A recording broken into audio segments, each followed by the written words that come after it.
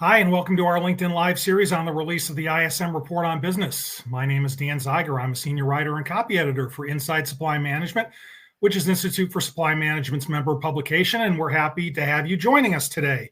Hopefully you're staying warm wherever you are.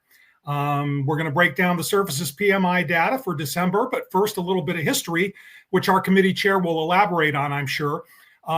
During the peak season, or despite the peak season reputation, the December Services PMI the last 2 years came in below expectations, including a surprising drop into contraction in 2022. But this time there was enough holiday cheer to go around, and a nice boost in the business activity index helped lift the Services PMI to 54.1%. In fact, all four of the sub-indexes that directly factor into the PMI were in expansion in December.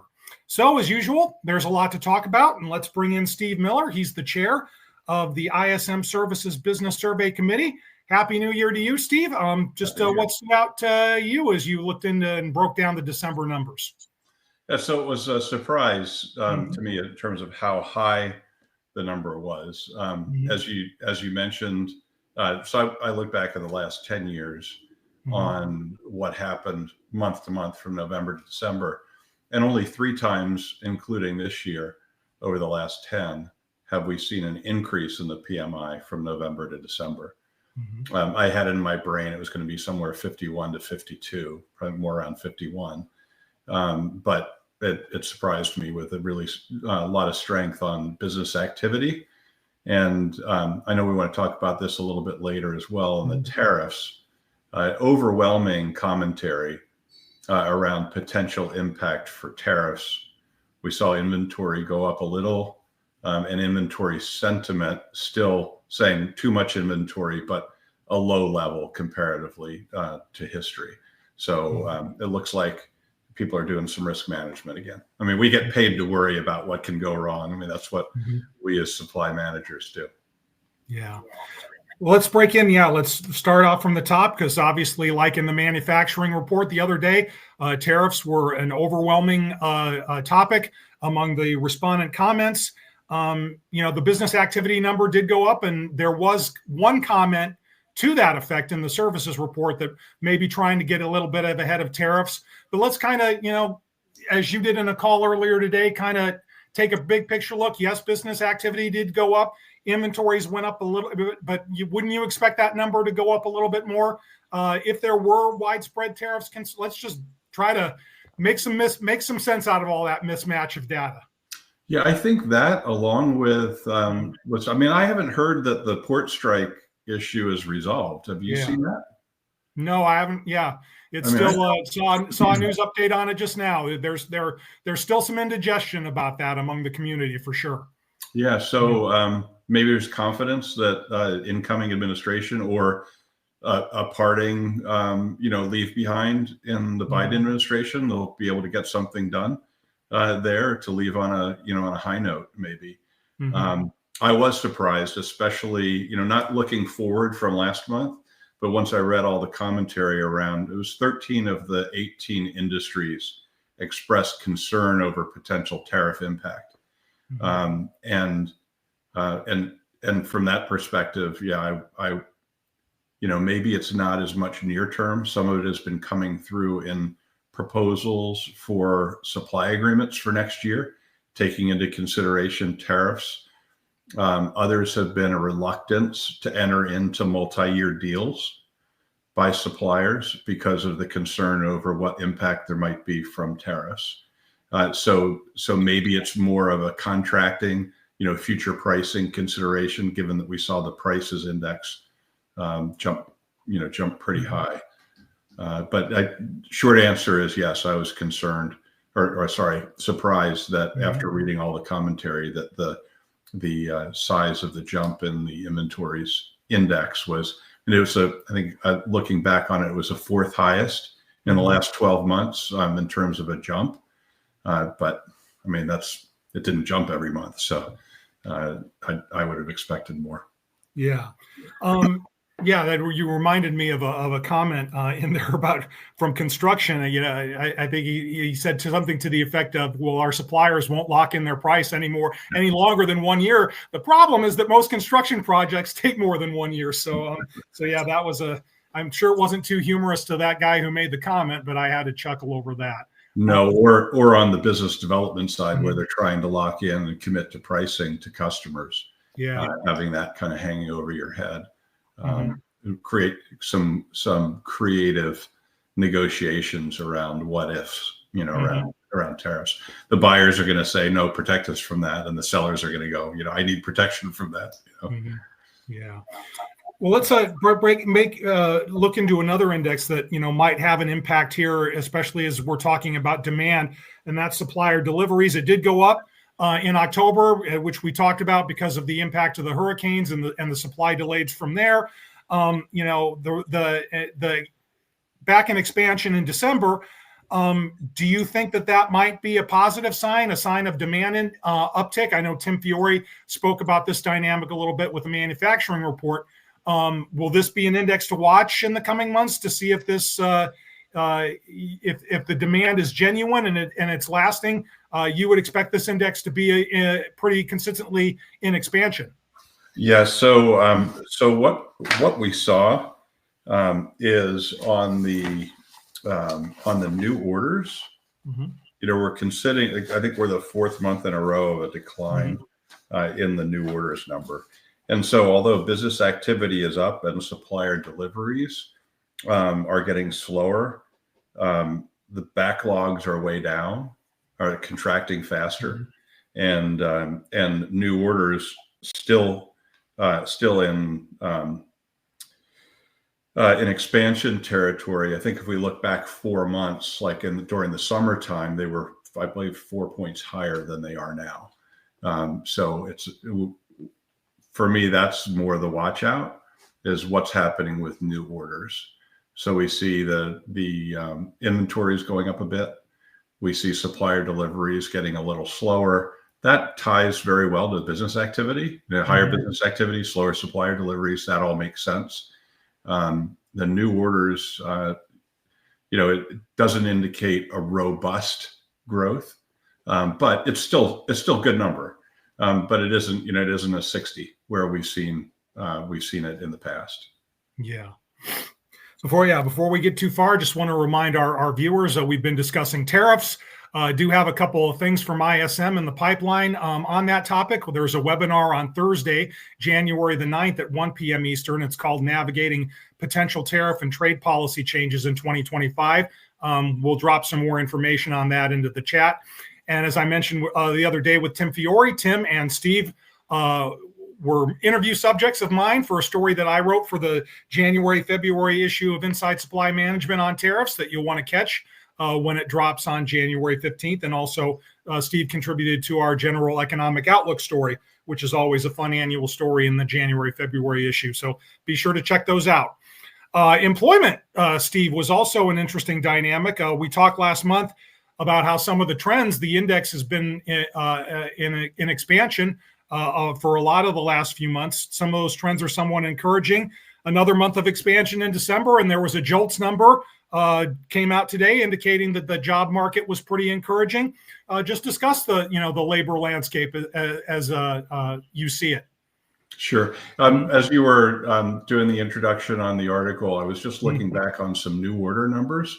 So before I talk about employment, during the last Trump administration, we saw an average new order number going into the end of 2019 of almost 60, so 59.7. That's not where we've been in 2024.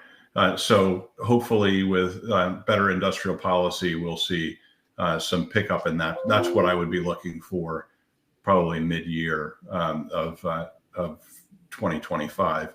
And I think we've got a good platform for growth given this last quarter, October through December looks really solid in terms of the overall PMI.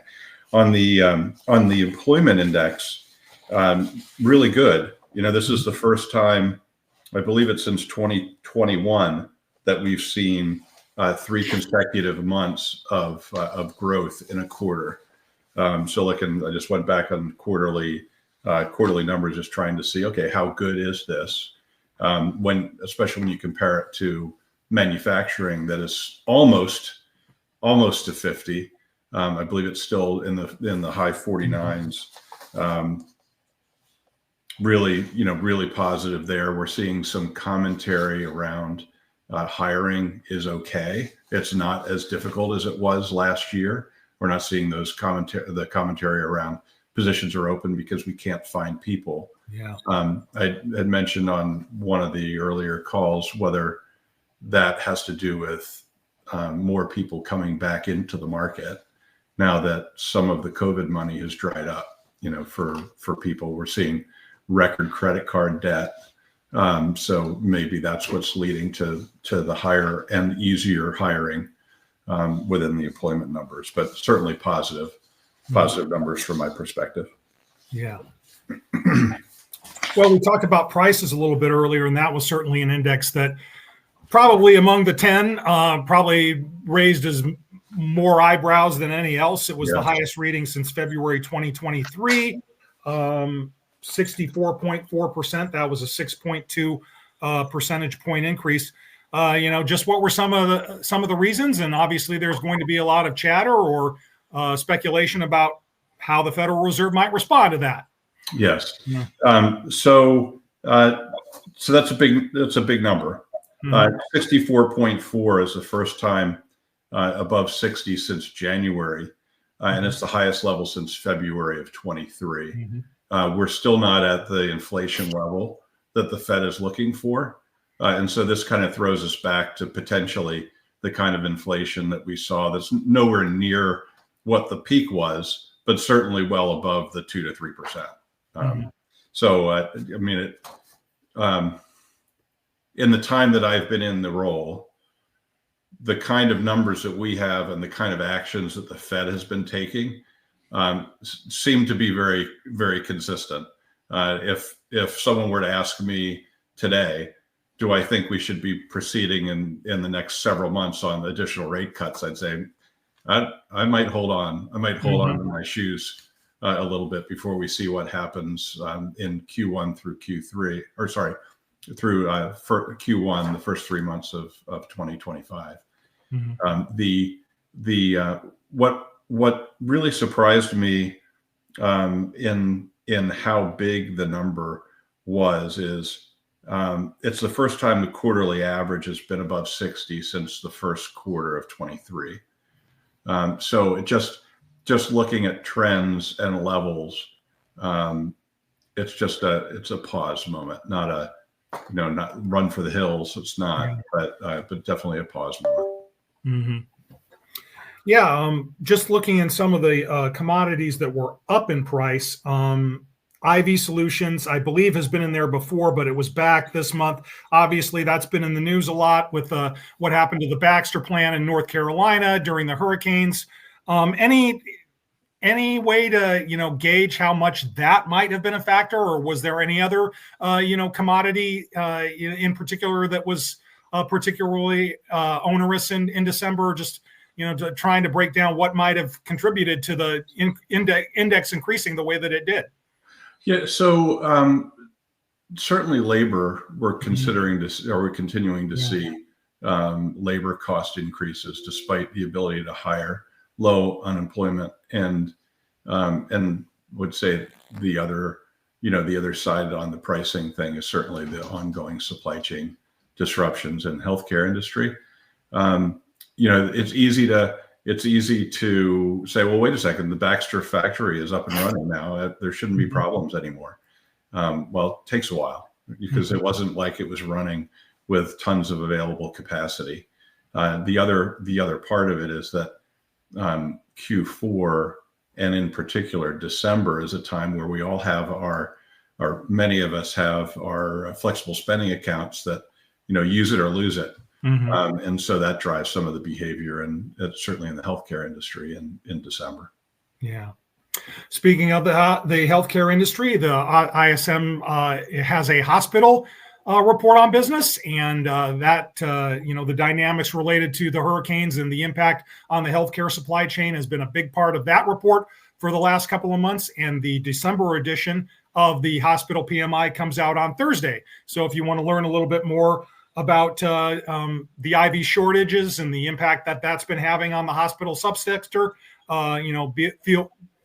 feel free to check that out. It gets released on Thursday at 10 a.m. One industry that, I know we typically like to discuss industry performance on our conversation here. One industry that has caught my attention the last couple of months is real estate rental and leasing. And at first glance, if you looked at the report, you would think it had another challenging month. It was atop the industries in terms of overall contraction, as well as in business activity, new orders, employment, inventories. So you would think that there was, it was a challenging month. But I know you mentioned earlier in another call that while it was still in contraction, that industry performance improved significantly over the previous months. So just talk about that a little bit. Yeah. So it's what is it in terms of our overall impact for GDP? Mm-hmm. Is it 13%? It's a big number. Yeah. I don't recall off the top of my head, but it's the biggest industry sector, industry within the services sector. And we saw a significant improvement, although still in contraction, within real estate rental and leasing. Interesting, we also saw they were one of the highest increases in prices paid, which was a surprise given some of the softness in the housing industry. So I was just checking out some numbers there as well. Latest estimate total construction industry in the U.S. is about $2.2 trillion. So closely related to real estate, not same industry. But when you look at housing, it's about 800 billion of the 2.2 trillion. So there's this 1.4 trillion dollars in commercial and industrial construction, as well as infrastructure. And so I believe we're still seeing significant dollars from the infrastructure bill last year rolling into the economy, which may be driving some of that real estate pricing increase and maybe an improvement in real estate. It's the end of the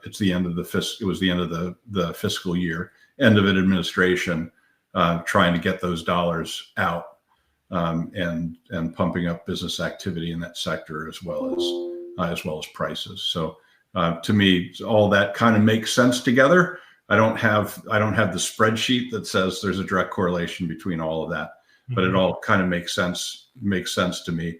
And then when you lift up the bottom, that average goes up as well. Yeah. One of the comments in related, it may have been real estate rental leasing, it may have been construction. They're both, impacted by one of the comments is that, the impact from the interest rate reductions that have happened has still not been felt, and a lot of potential buyers are on the sidelines. Could you just talk about that, especially with, the prices index reading this month and how that might give the Federal Reserve some pause? Has it been a surprise in general just how the delayed impact of the interest rate reductions that have happened seem to not caused a buying spree, definitely in real estate? How about and just evaluate that dynamic over the larger services sector as well? Has it been a little bit slower than you might have expected at first? Yeah, so all of the commentary that we have, I think, so first off, I think the expectations on how quickly and where interest rates or the Fed rate would go is different than where we're sitting today. Yeah. So I think it went a little bit slower than many people were hoping, and now it's paused to see how things go. Or not paused, but slowed down for 2025, at least from the latest commentary. You're exactly right. The comments that we're getting back on the survey and from the survey respondents are that within the housing industry, they're not seeing that flow through into increased sales. And in fact, December sales were kind of weak, comparatively. and to plan. The other side of that also is that, on the mortgage rate side, I believe we were as high as we were pre-cut just less than a month ago. And then in the last couple of weeks, we saw a little bit of a drop. So lower interest rates, great. Maybe I should refinance because we recently bought a house at almost the peak. And no, it's now down to where it was when we bought it. So that's certainly part of it. I think the big question for me, Dan, is this big, beautiful bill or a couple of bills that go through Congress. What kind of an impact are they going to have on inflation? Are we going to see the kind of spending that was talked about during the campaigns? Or are we going to see some moderation in terms of, how many trillions are too many in debt?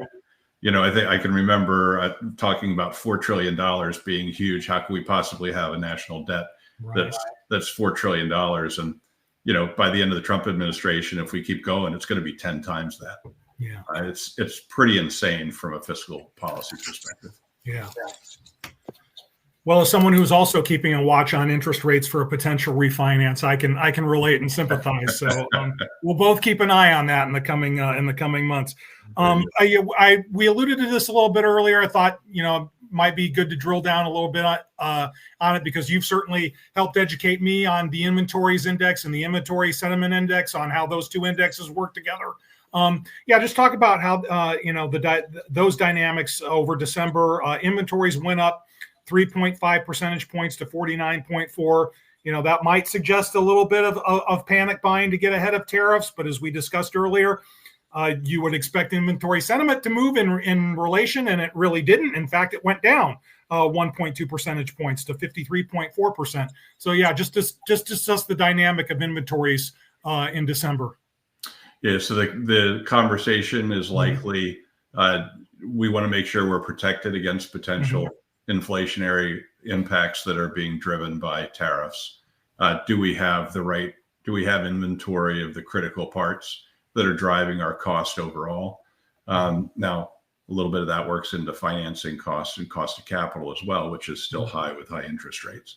But getting that inventory in and having it increase is a good thing when you think you need to protect yourself. So I think that's what we're seeing in the two indexes, is we're seeing the inventory index go up. We're increasing our inventory levels, but the inventory sentiment coming down, saying overall we still think we have too much inventory, but many of the industries are saying we don't have enough, and they're going out, and I think they're getting that inventory to protect themselves.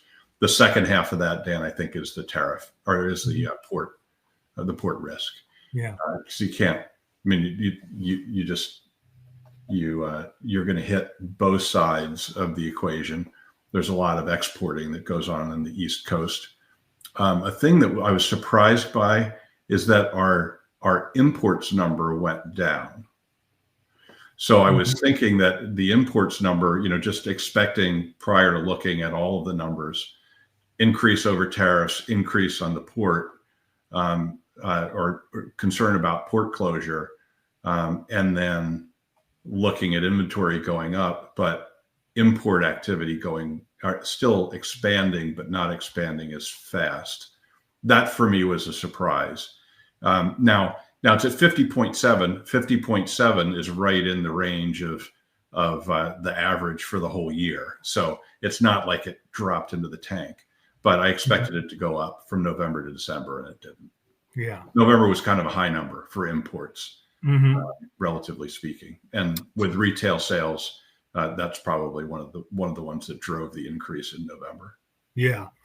Just for context, Steve just mentioned, it was 50.7%. The imports index in December, that is down from 53.8% in November. I mean, we've talked about a lot of historical trends today. One of the other, historical data points as it relates to the services PMI, that post-holiday lull that often happens in January and is reflected in the index numbers. So as we kind of think about that, what are your thoughts on what January may bring, especially in light of we had there was the number for December, and the data was December was a lot higher and a lot more encouraging than we might have anticipated. Just, talk about what might lie ahead, and will that potential lull be a little bit easier to take because of what we saw in December? Yeah, so I'm an optimist on the port issue. And so if we have the port issue go away, I think we'll see some of the, maybe counterintuitive, I think we'll see some of the business activity drop a bit. From a PMI standpoint, I think we'll see a little weaker number than we saw in December, but not a big drop, probably in the 53 range, with a little bit of a drop in the business activity directly related to what you were talking about. End of fiscal year kind of dynamics, as well as reduced supply chain risk. Fingers crossed. Hopefully that comes out. Yeah. Well, yeah, Steve, this has been a good breakdown, a good look at the December numbers. I mean, is there anything that we haven't asked, or I haven't asked, or that we haven't talked about to this point that you think might be relevant for the viewers to know? Just one last point, Dan, and it's something that you and I have talked about before. One of the places where we add value from a supply management perspective is doing should cost modeling for the goods that we're purchasing. Really understanding, okay, so what percentage of your input costs are imported items?